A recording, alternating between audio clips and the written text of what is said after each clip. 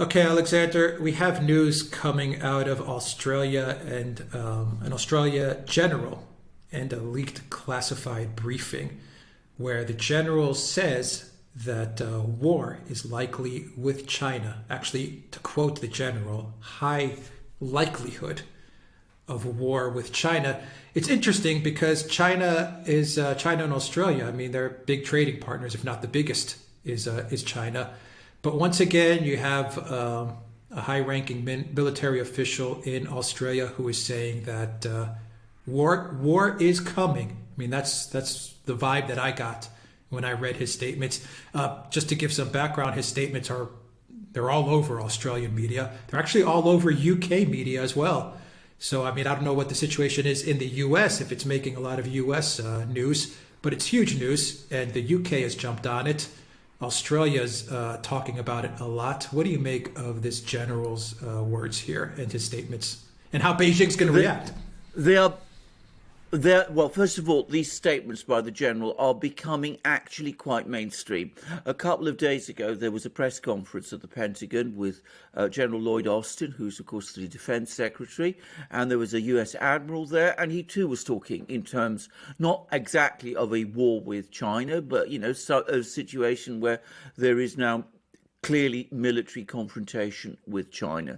And The Economist, which is one, of course, in Britain, our most important media magazines, perhaps the most widely read and most widely circulated, its front cover is all about Taiwan being the most dangerous place in the world because there is supposedly a drift towards war between China and the United States, and China and the West. So we're now seeing a whole pattern of discussions like this taking place.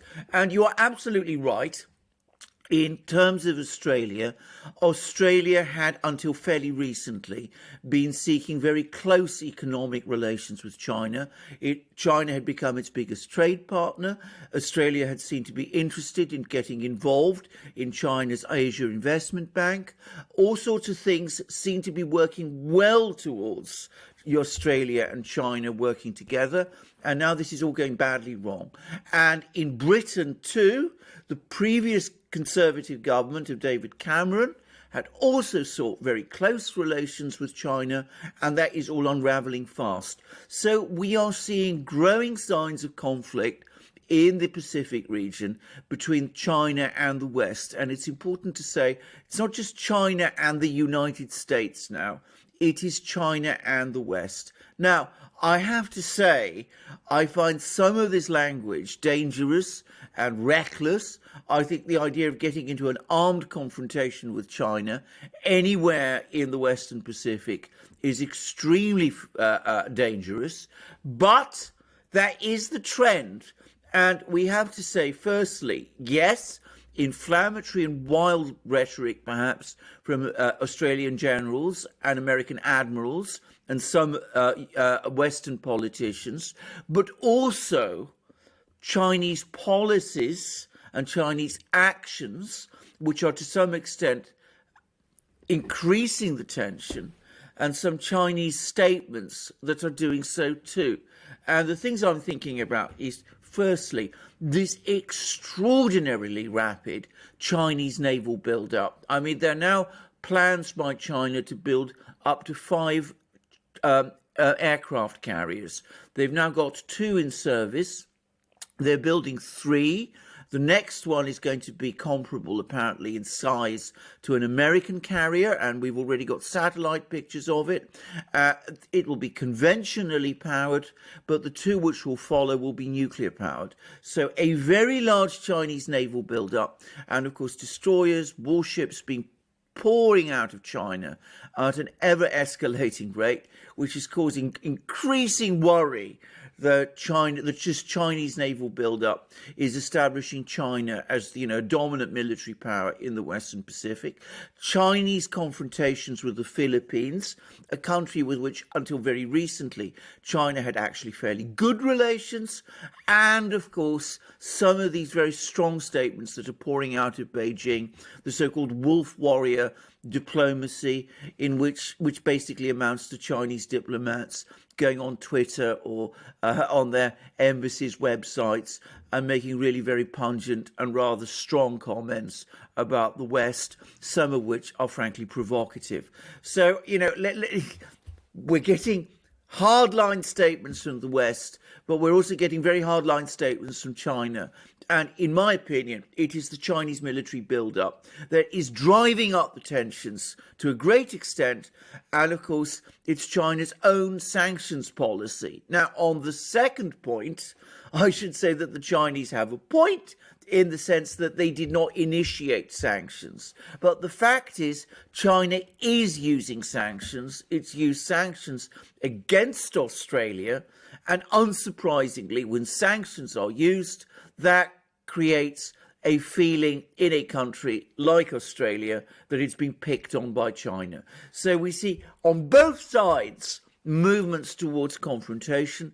I hope that wiser heads eventually prevail on both sides. There was apparently a 2-hour discussion some time ago between Xi Jinping and Biden and Blinken. Blinken was also on the call, which is probably just as well. But that's another thing. But I hope and wish that somehow things will be some kind of modus vivendi will be found. I should say just as well that Blinken was there, but Blinken isn't perhaps the most effective negotiator either. So how that will turn out, goodness only knows. But there we go. Okay, so some more background. It's Major General Adam Findley, and he was heard in a leaked briefing as saying, and I'm going to read you some quotes here, "Who do you reckon the main regional threat is?" And this is Findley talking to his troops and officers. And then he answered his own question, and he said, "China." He also said, "So if China is a threat, how many special forces brigades in China? You should know there are 26,000 Chinese special operations forces personnel." Now, he also said that to stop war from breaking out, Australia's military must compete against the coercive constraints imposed on Australia by China in undertaking its own grey zone missions. Australia's aim was to put the adversary at a disadvantage, put us at an advantage, and avoid war. So he talks about grey zone missions. The Sydney Morning Herald, and I'll read you just a couple more paragraphs. The Sydney Morning Herald said that General Findley told his troops that if the threat of conflict was realized, the ADF needed to rely not only on traditional air, land, and sea capabilities, but also on Australia's ability to use cyber and space warfare. So once again, we're talking about these gray zone kind of tactics, I guess. And finally, to wrap it up, Alexander, on Tuesday, Senator Jim Molan wrote in an op-ed in the Australian newspaper that he believes war is likely. And this is what he said: it wouldn't start as a direct war between Australia and China, but would more likely be a war that Australia could find itself fighting on behalf of its most powerful ally. That is an interesting statement from Senator Molan. Anyway, those are some quotes to put some context to this story. Yeah. What do you think of this? Absolutely. Well, I mean, first of all very alarming. And of course, when we talk about grey zones and cyber war, I mean, it is absolutely imperative that we now start getting controls and regulations on the use of cyber weapons, because this is running out of control and it is becoming increasingly dangerous, because we see cyber attacks now taking place increasingly. I mean, there have been cyber attacks, and of course they can be done without direct attribution, and everybody is worried and concerned and sees threats from every side, and that is causing people to escalate, and that is what is happening. Now, there needs to be, I really have to say this, there needs to be a global agreement on restricting the use of cyber weapons, and that needs to be negotiated fast, and it's been proposed by various people, including Putin, by the way, and we really need to think about it and actually do it. But let's put that aside. Let's put the technical things about this aside. It is the politics, the diplomacy that is driving this, because what we've seen is a number of things happen. Firstly, we had Donald Trump, President of the United States. He came to office. He was very worried, in my opinion, absolutely appropriately, about the extent of Chinese economic penetration of the United States, of the extent to which Chinese industrial strength had been built up at the expense of the US, how our US industries had been hollowed out, how factories had been closed, how US companies had relocated their production to China. And Donald Trump said, enough is enough, this has to stop. And he started imposing trade policies which were intended to balance that. And if you remember, a couple of years ago when all this began, we were talking on the Duran about the need for a divorce between China and the United States. And that seemed to me to be an entirely appropriate process. It's one I endorse. I think it is in the interests of the United States to do that. But somehow, along the way, that process of divorce has gone hideously wrong. And I'm not going to point fingers, because in my opinion, both sides are partly to blame for this. The Chinese have overreacted to some of the steps that have been taken against them. I'm going to say also other countries, including the US, have too. And now we are moving from a situation where instead of a civilized and organized and orderly divorce over a long time period, which is what I think Donald Trump was all about, we're getting into a situation of confrontation and superpower competition and talk of war and threats of war and people talking about war as becoming likely and concerns about conflicts in the grey zone and talk about cyber attacks. And I'm afraid this is something completely different from the starting point we had, and it's spiraling out of control. Now, I talked about this conversation between Biden and Xi with Blinken there, and I'm going to say straight away two things. Firstly, the reason this is happening is because, again, there is no one in strong charge in Washington. There's nobody there who both can follow a consistent policy against China, and I say against China, a policy that emphasizes the interests of the United States and the West, but also knows how to conduct it and how to stop. At the same time, the Chinese are increasingly perceiving weakness. When Xi Jinping deals with people like Blinken and Biden and Harris and all the rest, they sense, I think, and you can see this increasingly from their commentary, that they have the United States on the run. And that is making them overconfident, perhaps, and over-aggressive in some of the things they do, like this wolf warrior diplomacy that we're talking about.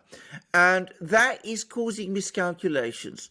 So in order to bring this thing under control, we need a much more authoritative government in Washington with a clear understanding of how to push and direct this thing and a clear picture of the kind of challenge that China represents.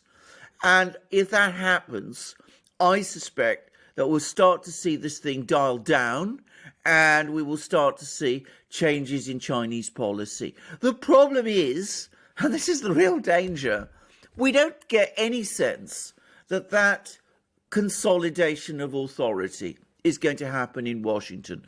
And in the meantime, without it, we have all of these people, admirals saying one thing, generals saying another, all of these people who are focused on their own particular fields. So it's understandable that military people see these things in terms of a military challenge, for example, All of these people are now saying what they have to say, what they feel how they have to say, because they feel that there is nobody above them to call them in and rein them in, as a strong president in the White House might be expected to do. Okay, so the final question is this. Obviously, China is building up their defenses for some reason. I mean, that goes without saying. They're not doing this just for the hell of it. There is some purpose in building this mass military that they're building, that they're constructing, and it is massive. So there's a purpose there. I don't know what that purpose is, but the question is how realistic is it to say that Australia, and with Australia, you're looking at most of the West, the Five Eyes and everyone piling in, that they go to war, some sort of war, cyber war, gray zone war, whatever that is, with China. Is this just rhetoric? Is this just rhetoric in order to increase defense spending? Is this just muscle flexing from politicians, Australian and from Chinese? Or can we really see some sort of conflict between Australia and China? And once again, if Australia gets hit it with China, then you're looking at something much bigger in scale. So what do you make of that?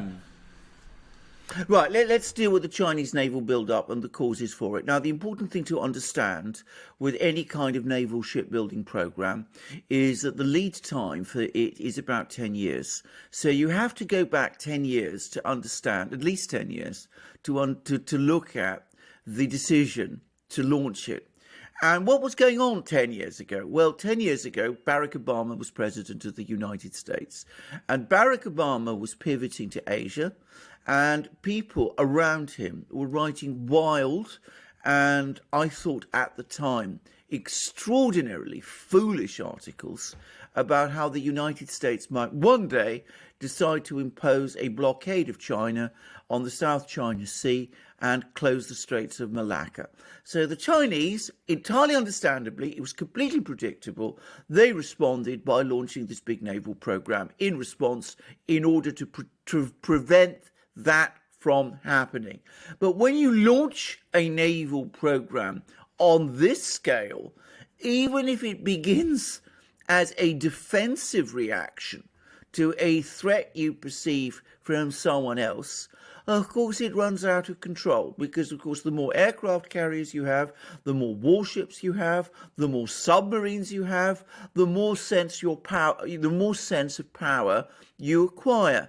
And of course, what might have started initially, what might have been conceived of 10 years ago in China as a defensive response to the, frankly, ill thought out policies of the Obama administration, is now rapidly evolving into something altogether more forceful and forward looking and aggressive. So we see the Chinese now talking increasingly about, for example, using force to regain control of Taiwan. So you see how one thing leads to another, and though the decisions made 10 years ago might have been defensive, it doesn't follow that they will continue to be from this point onward.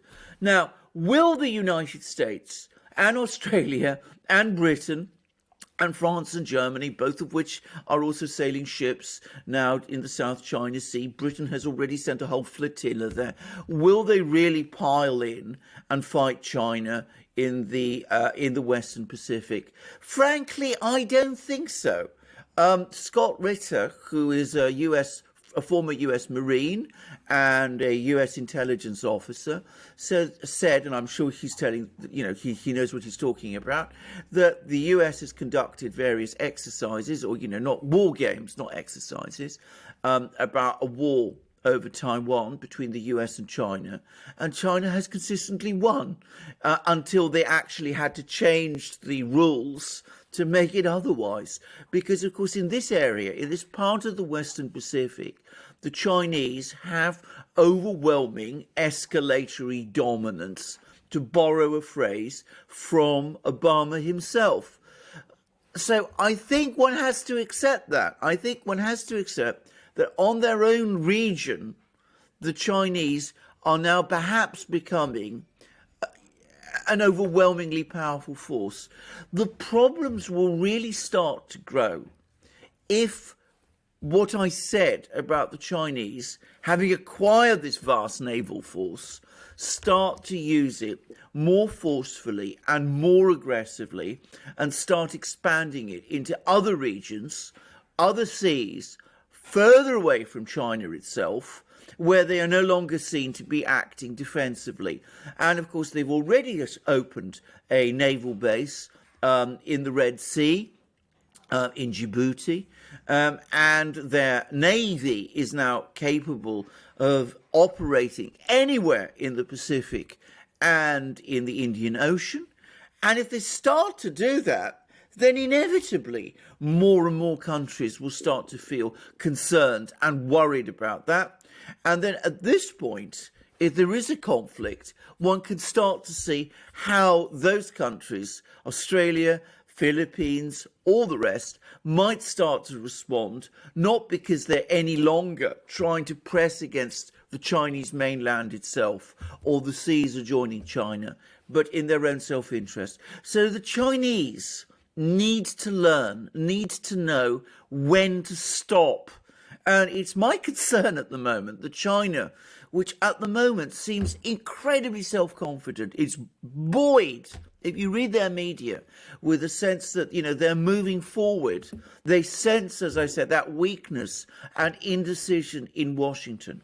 It worries me that they don't know when to stop. Yeah, a final question. Why should China stop if they see a Biden as president? I mean, well, indeed. That's just my question. It just doesn't make any sense for them to stop. I mean, if you look at geopolitics, you know, at how it works, right? I mean, you don't see countries saying, you know what, we're going to stop because we don't want to obtain too much power. We don't want to be, you know, too great a global hegemon. No, they say we're going to get as much as we can. And they see Biden and they say this is... why should they stop when they see a Biden there? Why should they? What's stopping them? What is stopping China from moving forward when you see Biden there? Well, this is the point. And I'm not taking sides, by the way. I'm not taking sides. I'm just asking a logical question. Yeah. Nor are we. And you're absolutely right. And can I just say, you're absolutely right in saying that most countries, most superpowers, if they see a weakness, they smell an opportunity.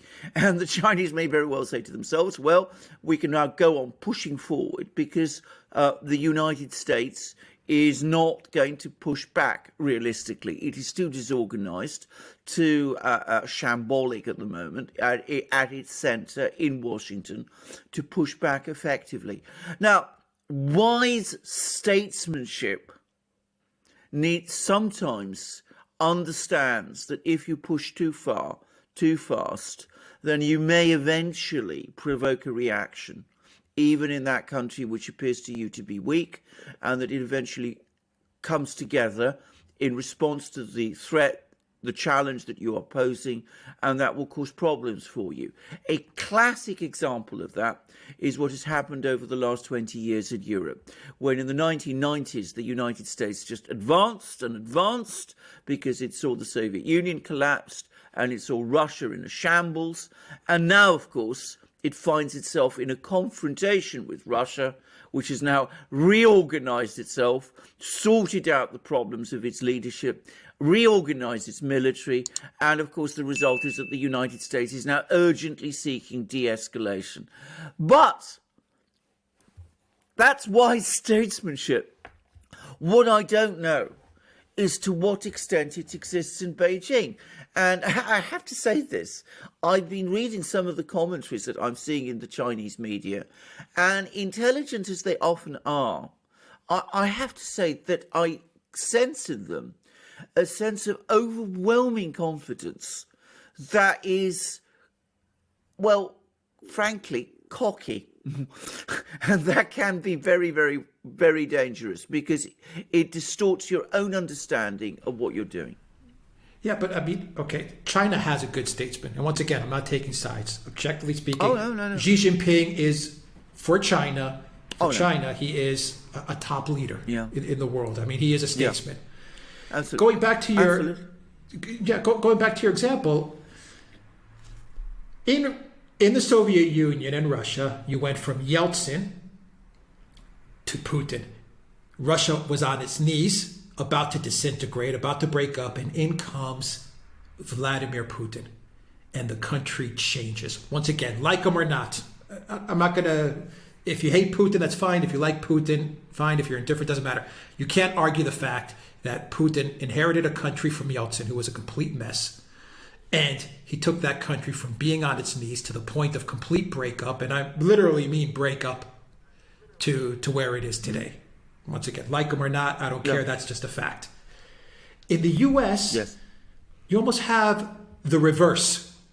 You went from Trump, a statesman, and someone who had a longer-term vision as to how he wanted to position the U.S. on a global scale in the world. He had a vision. And you went from the statesman to the Yeltsin-like figure in Biden. That's the part that gets me, is you kind of have the reverse of what you said Russia, the situation with Russia. You kind of have the reverse in the U.S. And then I go back to Xi, who is, I'm sure, understands history and understands all these things a million times better than I do, and is a million times smarter than me. And he says, you know what? We've got 4, maybe 8 years to capitalize on this, guys, because I don't see a Putin coming out of the U.S. at the moment. The way American society and the way America's, how can I say this, election infrastructure is, I don't see a Putin type figure or a Trump-like figure in the next 4 or 8 years. Definitely the next 4 for sure, and maybe 8. So maybe Xi is looking at all this and saying, this is our time. Your comments are full of insight. They are absolutely right. Now, first of all, I've also been reading Xi Jinping's speeches, and you're absolutely right in your categorization of him. Again, this is not, to say that, he's a wonderful person or, likable person, but he is an extremely clever and exceptionally clever man, and a very realistic one. And he has a very clear grasp of power and of power dynamics. And I'm absolutely sure that, he would, if he was confronted with a challenge, he would know when to stop. And you're absolutely right in saying at the moment that he must be looking at the United States. In fact, we know that he is thinking that when he looks at the United States, what he sees is a mess. And he's probably saying to himself, well, why should I stop in that case? But that brings us to the real nub of this. Because ultimately, if you are going to start placing restraints on the spread of Chinese power, the place you've got to start is not the Western Pacific, it is in Washington, because that is where the true weakness is. And that's a point which I think Americans need to understand. They can talk about China all they want. They can speak at enormous length about, how dangerous China is, the wolf warriors, the fleets, the ships, all that kind of thing. But unless you have political solidity and strength at the center and a strong government, confident and clear about what it wants to do, and in full charge of the United States and able to run its economy properly and mobilize the enormous resources that the United States unquestionably possesses, then of course you can talk all you will about China and all the bad things that it is doing, but the Chinese will see no reason to stop. And that's entirely true. But is the United States capable of meeting that challenge? Well, I've got to say at the moment, I don't really see it either. But it's for the Americans, for the American people themselves to sort out and to decide what they're going to do. And of course, I say that with full appreciation of all the obstacles that are strewn in their path. Yeah, I wonder how the Australian government looks at this, saying, Washington has our back as we drift towards some sort of conflict with China, but I wonder if they're sitting there and saying, God help us, because they look at the Biden administration and they say, we better have a plan B or a plan C in place as well. Well, absolutely, and I'm sure they are. I'm sure there are people in Canberra who are thinking exactly that, and people who are thinking like that in Manila. And by the way, there was a recent article that I read by Gareth Porter about how US officials went to Vietnam and tried to talk to people in Hanoi and tried to see whether they could win over Vietnam to, stand with them against China. And the Vietnamese show them the door because they are looking at the US and they're clearly not impressed. So I'm sure there are people in all of these places who are worried about the situation and who are looking at a plan B. And that's the point, because, of course, if it really does come to it, if nobody wants to go to war, if there is a war, there will be a disaster for all of these countries.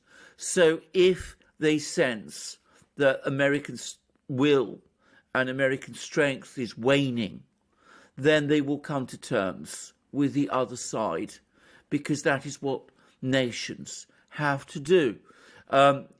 Your comment, by the way, about, when to stop and all that, is can I just say, very founded in Greek theory. If you go back to Thucydides, sorry to bring this up, he put it very well. He said, that, of men we know and of gods we believe, that the strong do as they will and the weak do as they must.